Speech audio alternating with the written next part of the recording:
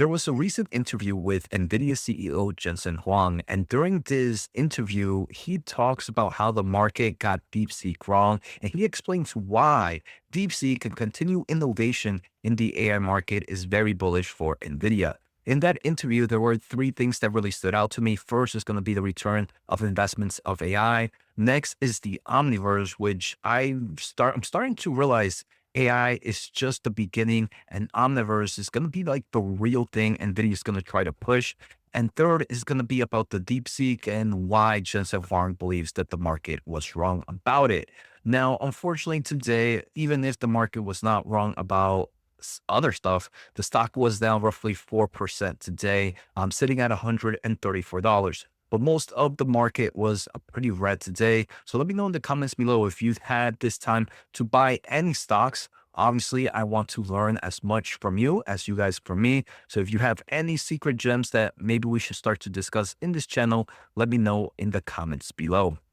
So let's get started. But first, check out my special offer at fool.com/Jose and check out my free daily semiconductor newsletter, whatthechip happened.com. I want to thank The Motley Fool for sponsoring this video, and check out fool.com/Jose for the 10 best stocks to buy now. With that link, you get a promotional offer for the subscription service. Now, let's continue with today's episode. All right, so NVIDIA is down to about $5 today, down 4%, sitting at $134 in 3 trading days from now. Remember, Wednesday, we do have earnings, and this is going to be the best place you're going to get any update from NVIDIA. But in my previous episode that I did yesterday, we took a closer look at what analysts expect and their price target given within the next 12 months. We saw a variety of price targets from them from 175 to as high as 195. We also discussed some of the expectations in forms of revenue. So make sure to check that video out afterwards if you want to learn more.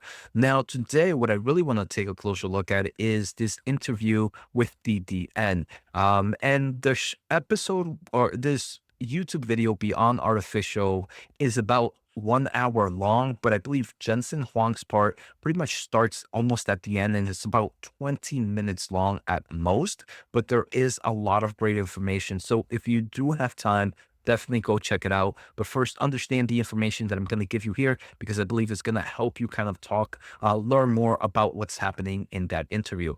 So the first thing I want to take a closer look at was one of the last topics they talk about, and that's DeepSeek. So DeepSeek was that whole drama which caused NVIDIA stock price, if we look now in the past month, to drop dramatically, right? The stock dropped nearly 20% in a few days. Now back from that bottom, we are up over 13% and kind of back to nearly the levels that we saw before of closer to that 150. Yesterday, we were at about $140, right? So DeepSeek, the reason Jensen Huang mentions that the market saw this wrong is the market believes that there is only pre-training and inference, and that is wrong. There are 3 main things for AI training, for AI solutions. And first is pre-training.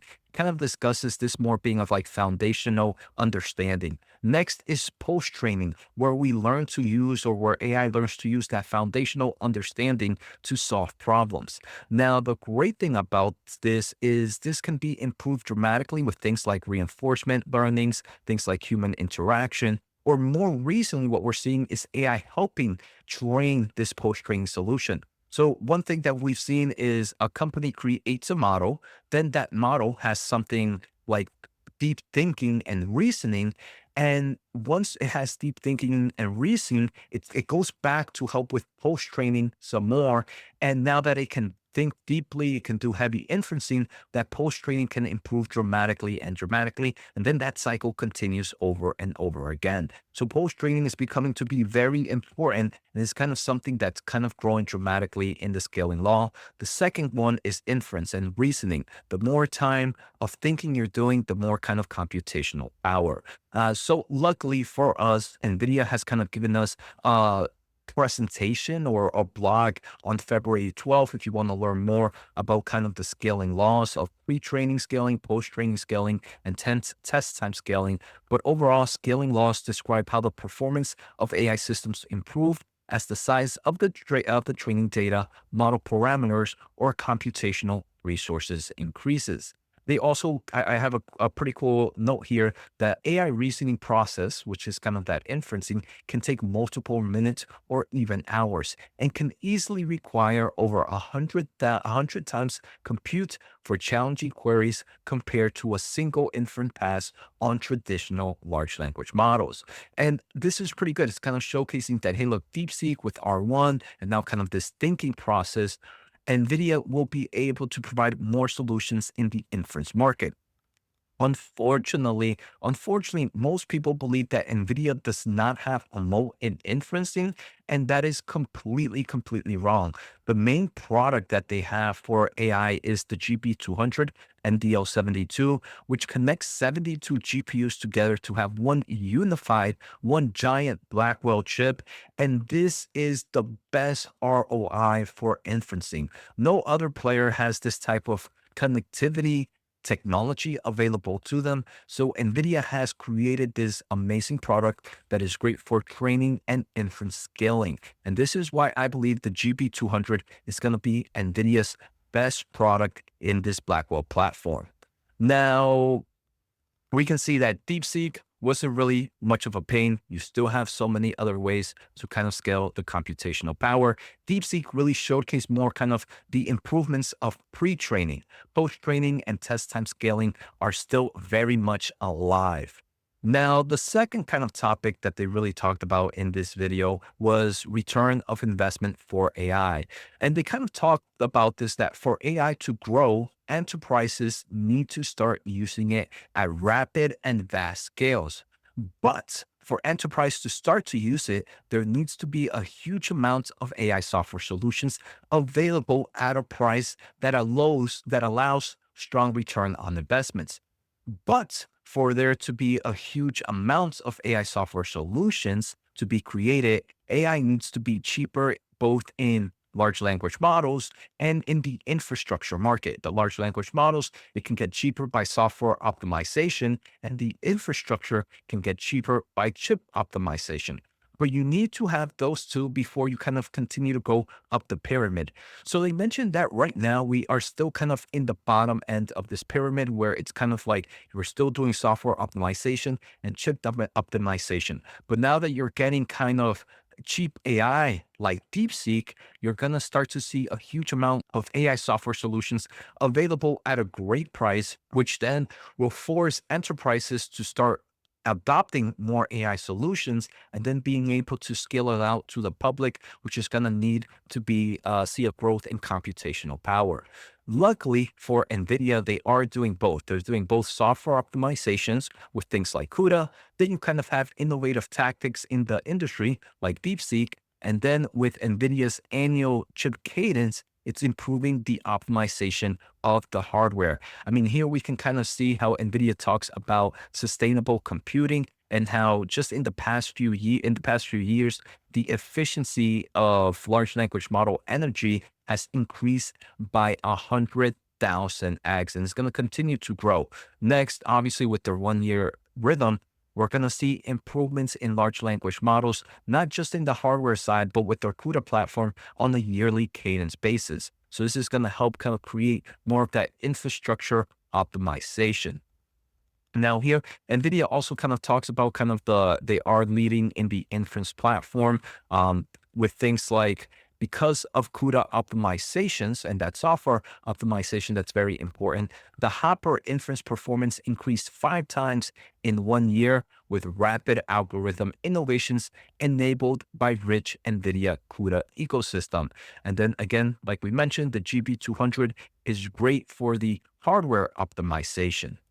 Now, the final topic they talked about is Omniverse and kind of how Omniverse AI is just the beginning. And to be honest, this presentation got me more excited about Omniverse than I've ever been. If you have time, definitely watch the episode, because both CEOs, obviously we know Jensen Huang is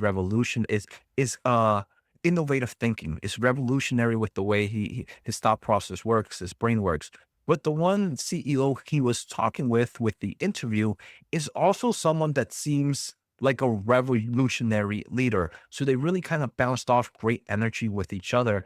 And that other CEO really saw the potential of Omniverse. And Jensen Huang really got super excited that someone else was able to also see the type of vision that he is seeing. So AI is just the beginning because AI is meant to make our data intelligent.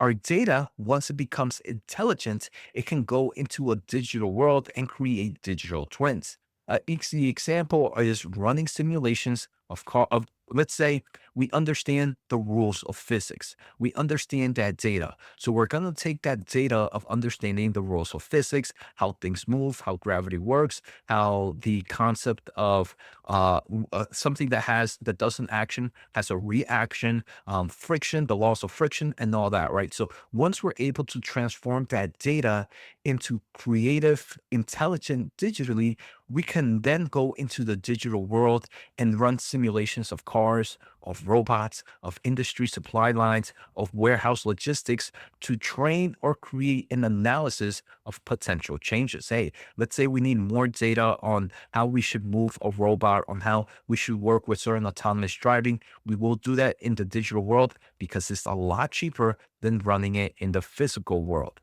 So NVIDIA Omniverse has that potential. In the interview, there was an example of drug discovery was giving. A company can run various digital tests simultaneously based on all the health data it has. That health data that it has, for example, a big pharmaceutical company has tons of data on the reaction of maybe a medicine with some type of human or blood sample or whatever. They have kind of the reaction and the cause and effect of stuff, right? They have all that data. So AI allows that data to become digital intelligent.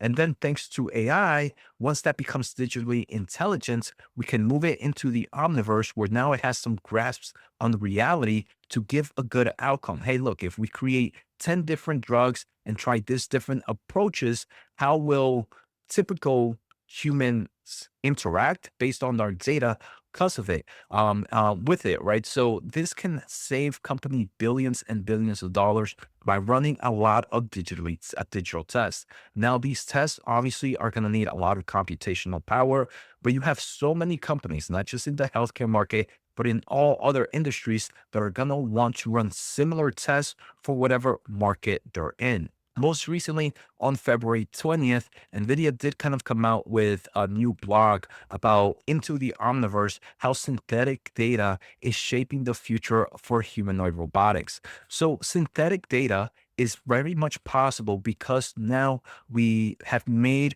the laws of physics, like I mentioned, digitally intelligent. So we can kind of run simulations and create various amount of synthetic data online in this digital world that then can improve and accelerate the innovation of things like robotics, humanoid robots.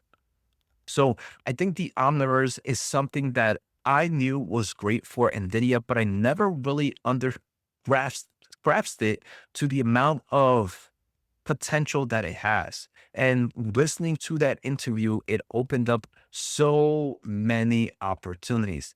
So I really do believe we are really in the early innings of AI. And obviously, some of these other innings might take a lot longer to get into the market or to become a reality, but it kind of showcases the future of the AI market.